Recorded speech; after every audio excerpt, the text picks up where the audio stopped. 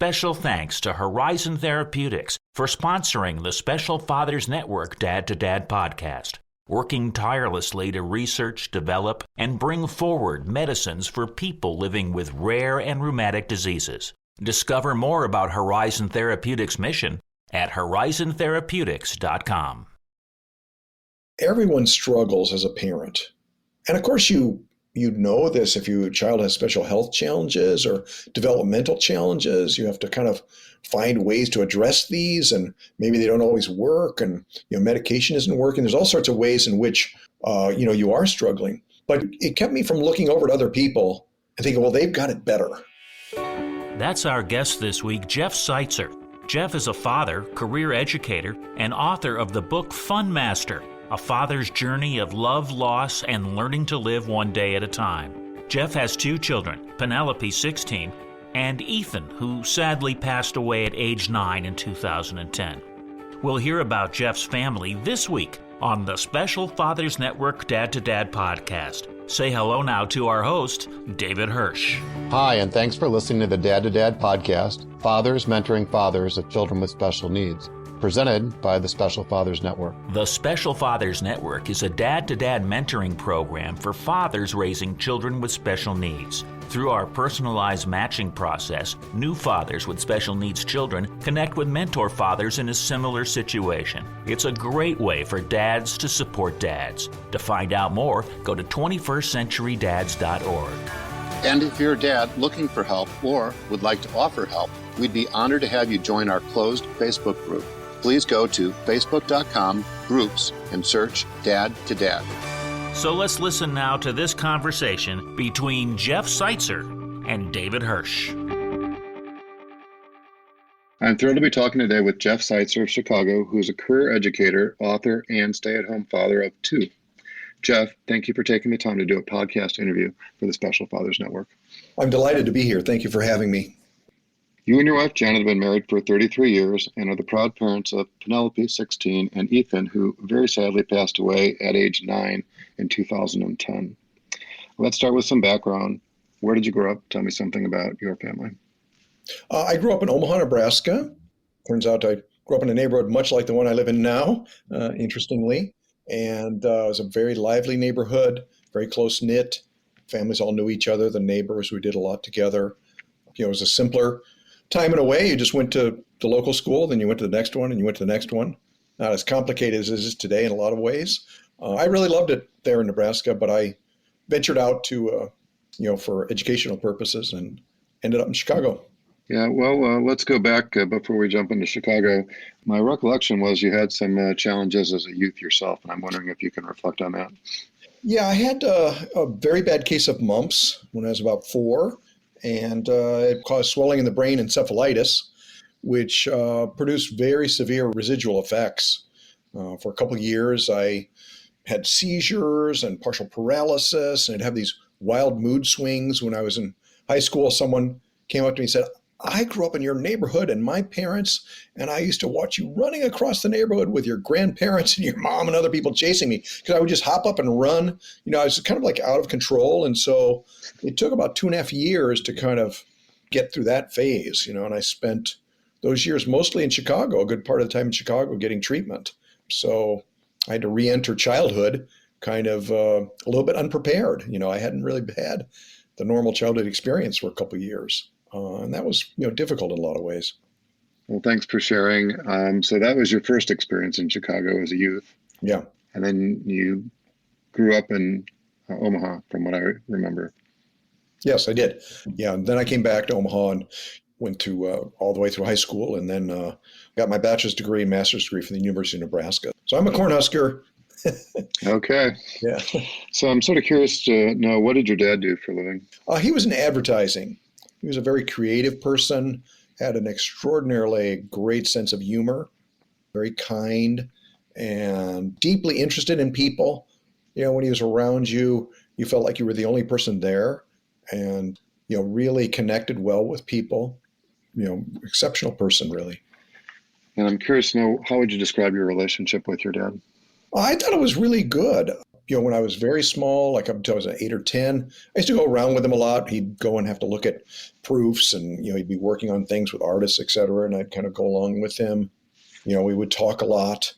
And, he did a lot of things like he coached me in softball. And I thought he was really a wonderful father. When you think about your dad, are there any takeaways, a story, something that you've tried to incorporate into your own fathering that you're trying to emulate? Well, I think that I always got the feeling from him that even though I was not ideal as a kid, in high school, I was kind of wild and had other problems. He really loved me and accepted me, which didn't mean that he wouldn't say if he thought that I was on the wrong course. But you can always feel that love. And that's what I've tried to emulate too, to be accepting. And it doesn't mean you can't set limits, but the love helps people accept those limits, kids. And that's something I've learned as a teacher too, actually. Yeah, well, I think what I hear you saying, if I can paraphrase, is that everyone's different.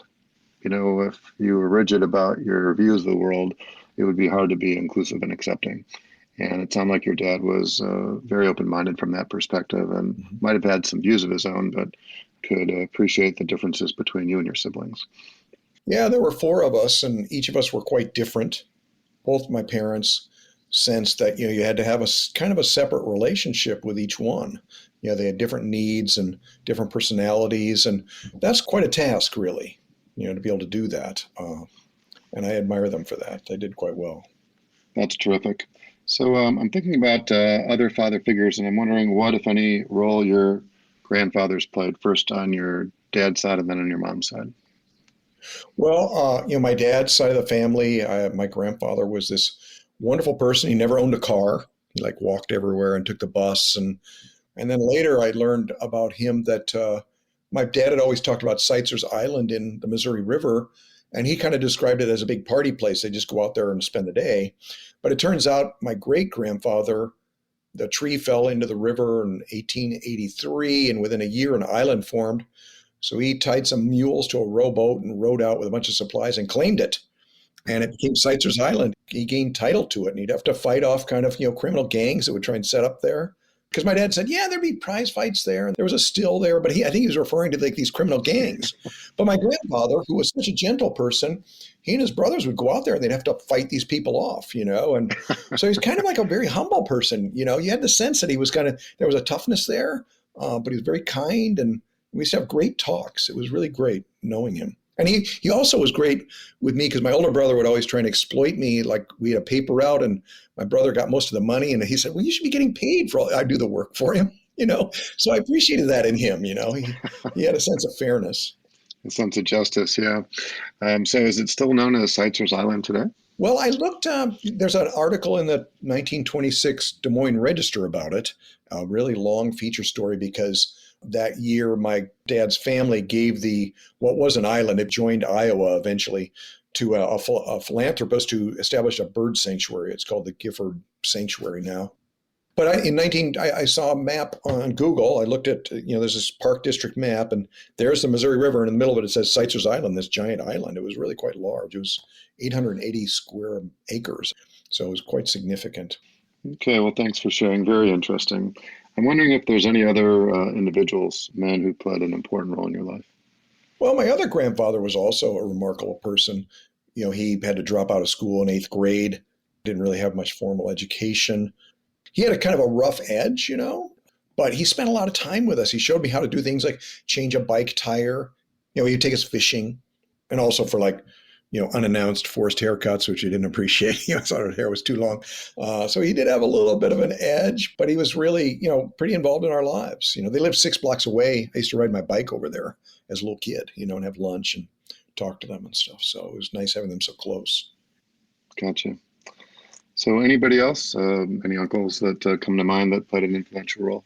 Yeah, my mom's brother was very involved in our lives. He owned a bunch of houses. He'd have us over there. We're over there and we'd work on things and we made money. And then he'd take us to play golf, a couple holes of golf. He taught us how to play golf and tennis too. Then we'd go and get hot dogs or something at a local bar. And so we have wonderful experiences with him. He'd take us swimming, and he'd take us boating and things like that. He was very involved in our lives. And he told me that later after my parents died rather young. And he did say, I'm kind of like your parent too. And it was really true. Very active person. I mean, well, both sides of my family, they're all very active, always doing things. And it was a nice influence, I felt. Wonderful. So let's reflect on your education. You'd already mentioned that you took an undergrad and master's degree from the University of Nebraska. Mm-hmm. And then I remember you went on to get your Ph.D. in political science and government at the University of Chicago. Yes.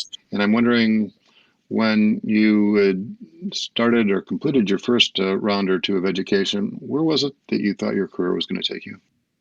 When I got done with the University of Chicago, I went and looked some places to, job interviews, and my wife and I were both like, we just really love Chicago. So we decided to stay in Chicago, and that kind of, limited me in terms of a career. And then especially since I took over the care of our son. So you've been an educator for a good amount of your career in a lot of different schools or universities. So I'm sort of curious to know, how did you and Janet meet? Well, we were both at the University of Chicago. I had known a couple of her fellow college friends, right, there at the University of Chicago before I met her. I met her through them. So it kind of came with references. And we had a very quick romance and married rather quickly, actually, like within 11 months after meeting. Oh, wow. Yeah. Why wait around, right? Well, is it fair to say that you took more away from the University of Chicago than the average PhD student then? Yeah, the thing is, I just found it to be a very stimulating place. I found good people to hang around with. And of course, you're right on the lake there. You've got the Promontory Point, which is just a miraculous place. It was a WPA project. It juts out into the lake. It's really beautiful if you've ever been there. And, so I felt very fortunate to be there. Yeah, we got the Museum of Science and Industry right south there. And, it was the centerpiece for the World's Fair back in 1893. Yeah. So there's a lot of rich history there. Mm-hmm. Yeah. There is indeed, yeah. So let's switch gears and talk about special needs, first on a personal basis and then a little bit beyond. So I'm sort of curious to know, before Ethan's diagnosis, did you or Janet have any exposure to the world of special needs? Well, I myself, I guess, because, first of all, coping with encephalitis was really kind of a struggle as a kid. I mean, now people know about ADHD and various other, some of my side effects. Like, for example, one residual effect is I have poor auditory memory.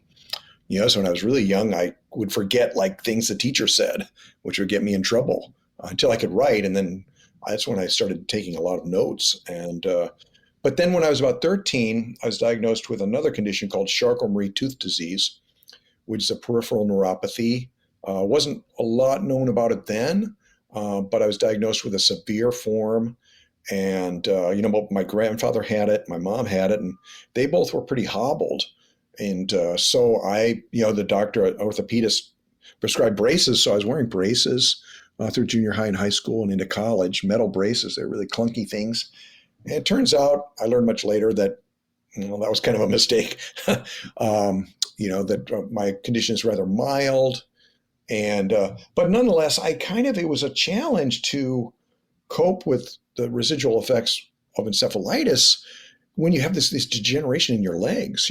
I had to keep my legs strong, but I had to they couldn't be worn down, so I developed really elaborate mental and physical disciplines to cope with these conditions, together.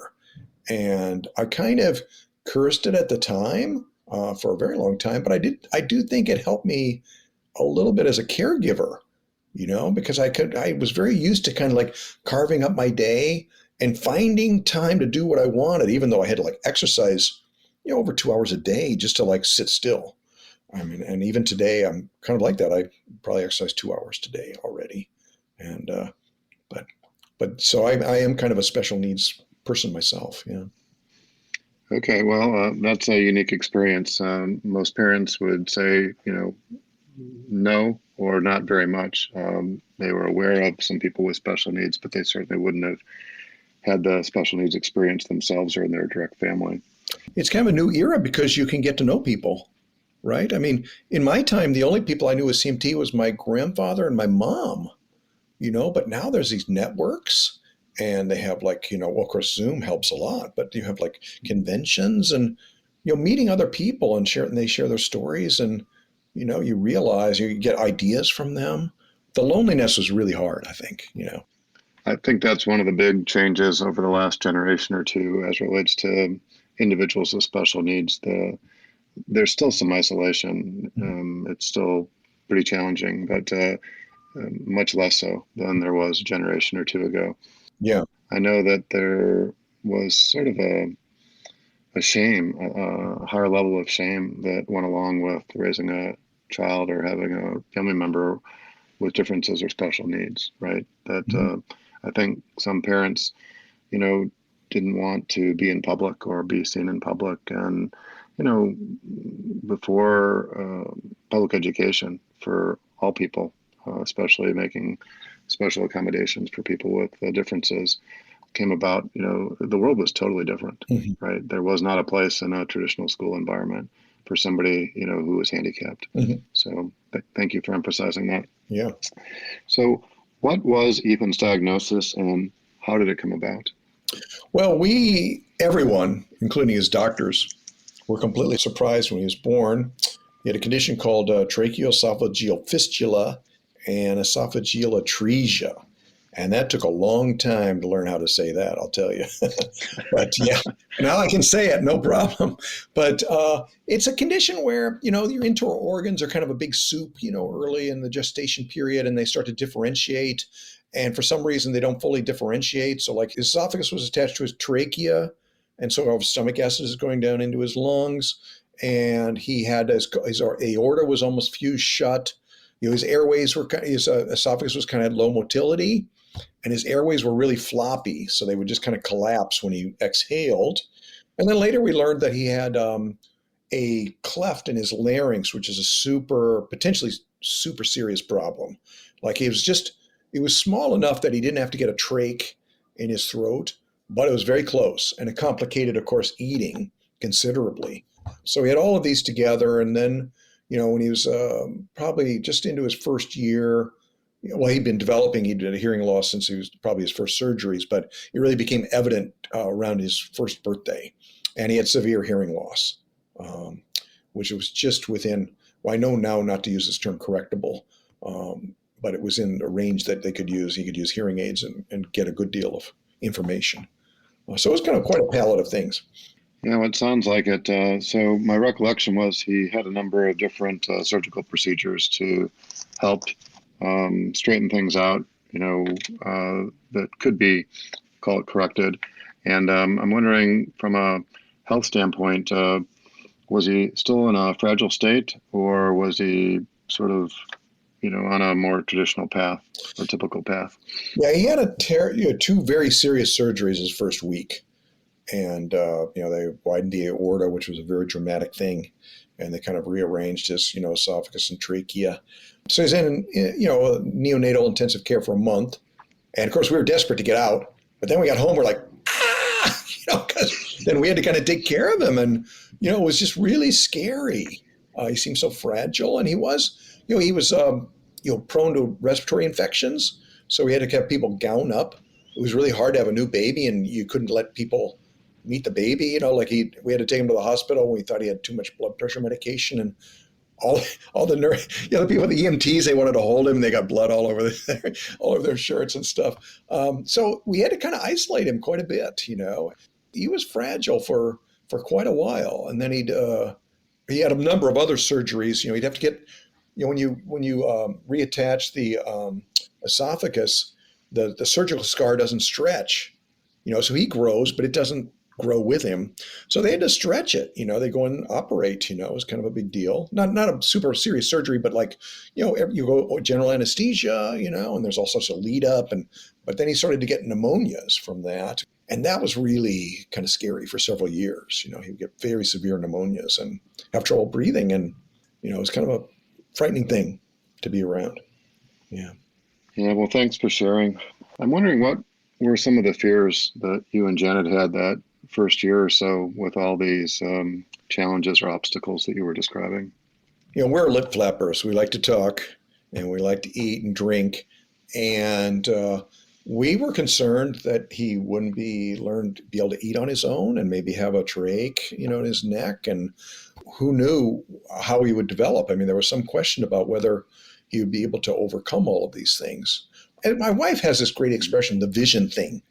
You have this vision of how things will work. And you have a major setback, you have this child is born with all these conditions. And at first you're kind of shocked and you're not sure what will happen, but then you kind of you recalibrate it. You can handle it then, because you don't have those expectations. You're not judging yourself saying, well, our life is deficient because we aren't here. I actually thought of this week because I'm teaching this book called The Epic of Gilgamesh.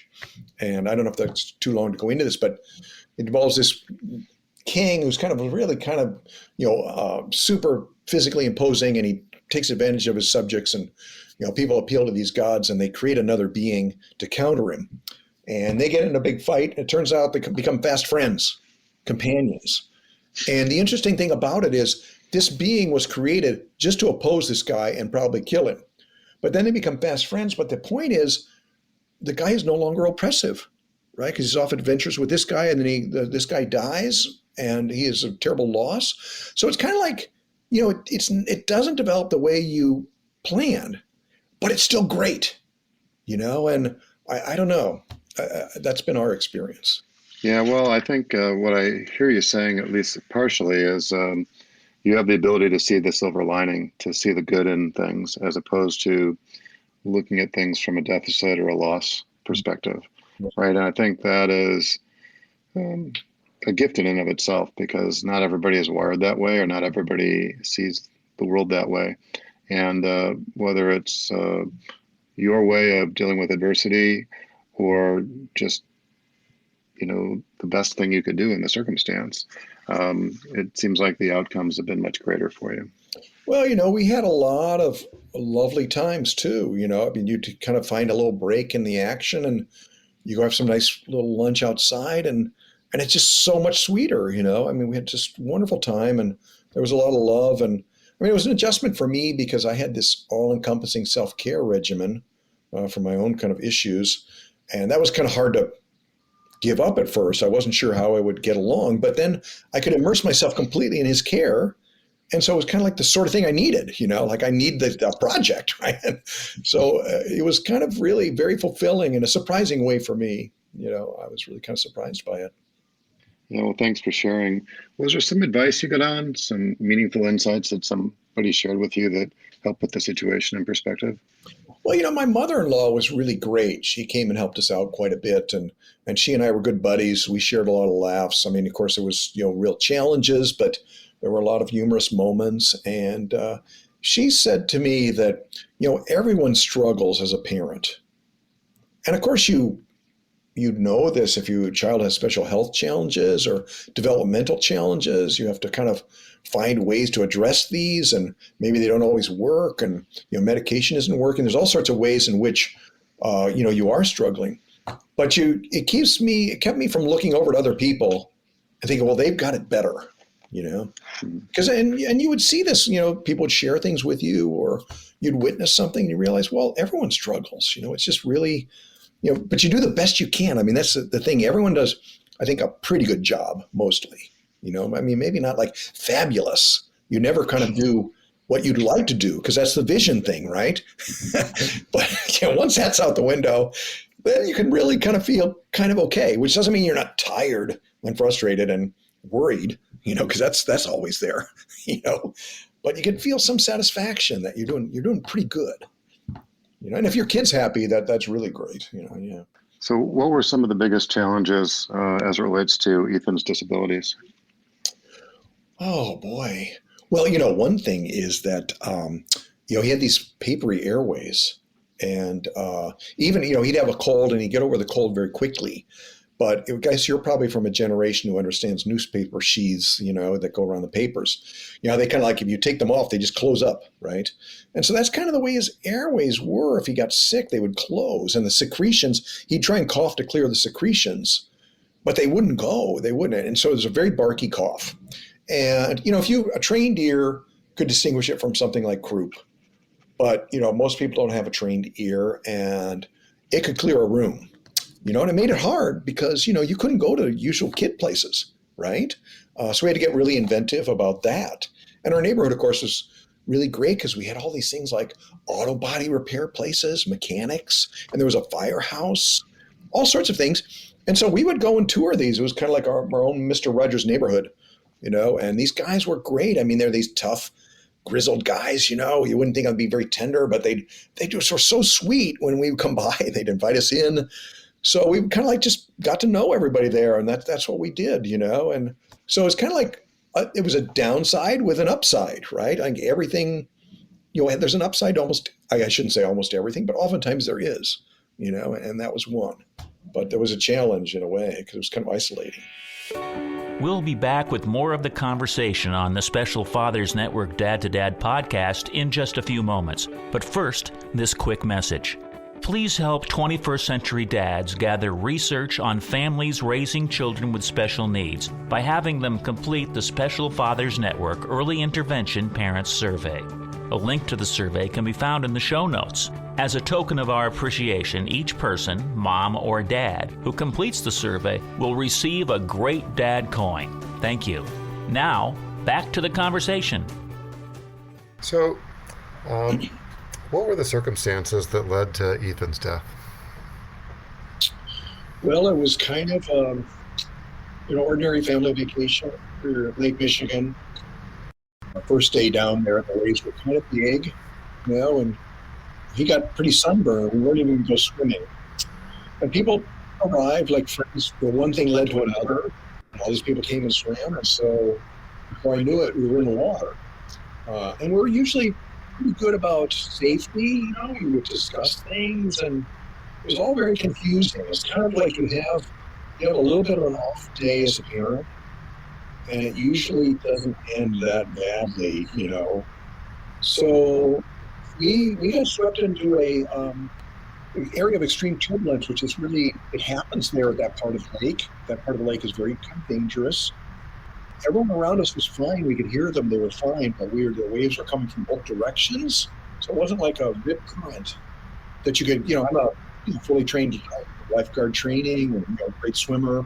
So it's kind of like a 1 in a million circumstance. We happened into this tiny little area, and he went on. We both went under together, and I was so already. I think I was so far gone. I don't remember that someone came out to try and save him, and he almost drowned.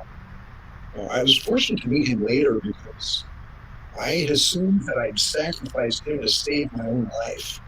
I met him, and he said that we all went underwater, and he almost drowned, as I said. And I was underwater for a very long time. I mean, I was pulled out of the water.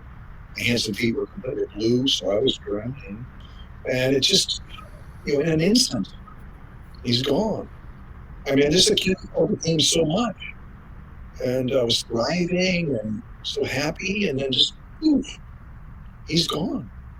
And it's just devastating even today. I was crying a little bit today about it. It's been 12 years. Yeah, well, thank you for recounting the circumstances, and I can just tell by that tone of your voice, even though it's been a dozen years, it's not something you just get over, right?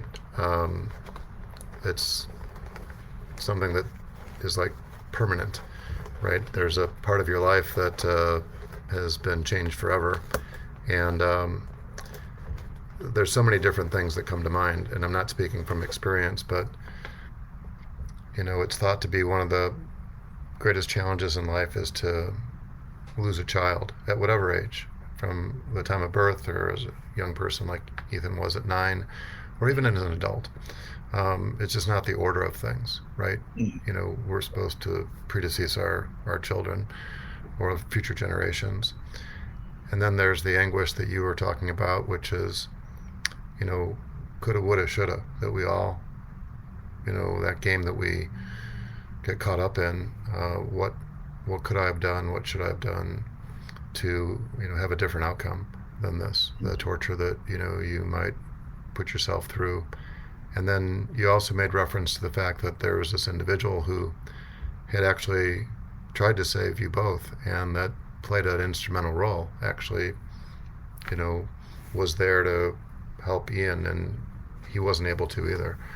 The interesting thing about him is that he's a special needs father too.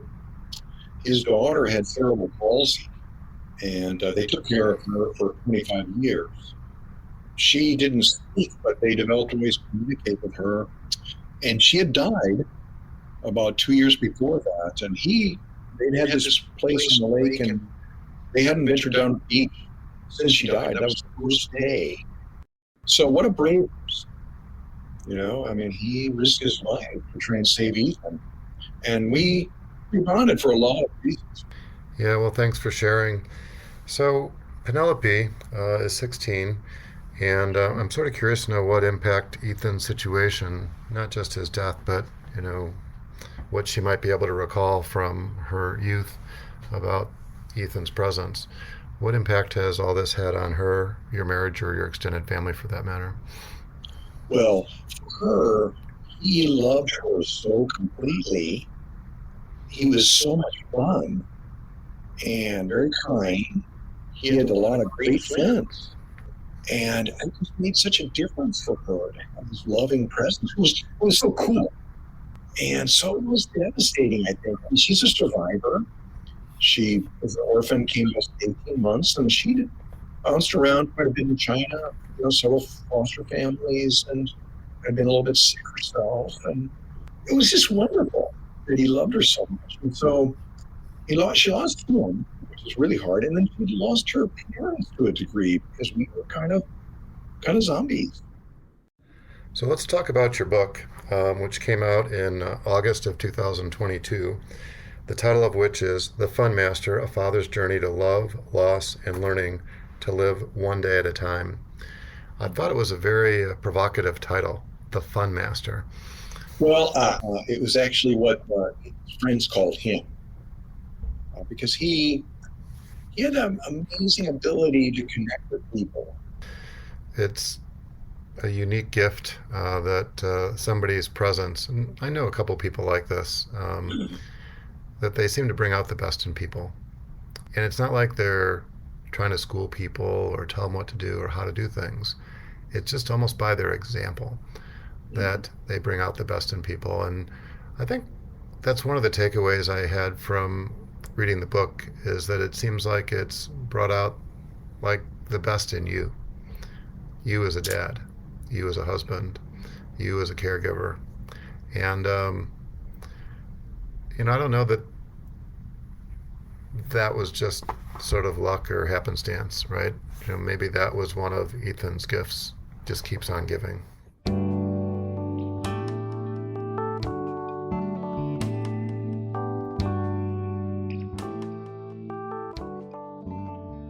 So let's give a special shout out to Jackie Carnetta at Books Forward for helping connect us. Yeah, thank you, Jackie. And thanks to everyone for listening. If somebody wants to learn about your work or contact you, what's the best way to do that? Well, I have a website, jeffreyseitzer.com, and there's a contact page there. They could also email me at jeff.seitzer5120@gmail.com. I love hearing from people. And if they can't remember that, then just put my name in Google, my website will come right up. We'll be sure to include that in the show notes so it'll make it as easy as possible for somebody to follow up with you. Jeff, thank you for your time and many insights. As a reminder, Jeff is just one of the dads who's part of the Special Fathers Network, a mentoring program for fathers raising children with special needs. If you'd like to be a mentor father or are seeking advice from a mentor father with a similar situation to your own, please go to 21stCenturyDads.org. Thank you for listening to the latest episode of the Special Fathers Network Dad to Dad podcast. I hope you enjoyed the conversation as much as I did. As you probably know, the 21st Century Dads Foundation is a 501c3 not-for-profit organization, which means we need your help to keep our content free to all concerned. Would you please consider making a tax-deductible contribution? I would really appreciate your support. Jeff, thanks again. Thank you, David. And thank you for listening to the Special Fathers Network Dad to Dad podcast. The Special Fathers Network is a dad-to-dad mentoring program for fathers raising children with special needs. Through our personalized matching process, New fathers with special needs children match up with mentor fathers in a similar situation. It's a great way for dads to support other dads. To find out more, go to 21stcenturydads.org. And if you're a dad looking for help or would like to offer help, we would be honored to have you join our closed Facebook group. Please go to facebook.com/groups and search Dad to Dad. Lastly, we're always looking to share interesting stories. If you'd like to share your story or know of a compelling story, please send an email to david@21stcenturydads.org. The Special Fathers Network Dad to Dad podcast was produced by me, Tom Couch. Thanks again to Horizon Therapeutics, who believe that science and compassion must work together to transform lives. That's why they work tirelessly to research, develop, and bring forward medicines for people living with rare and rheumatic diseases. Discover more about Horizon Therapeutics at horizontherapeutics.com.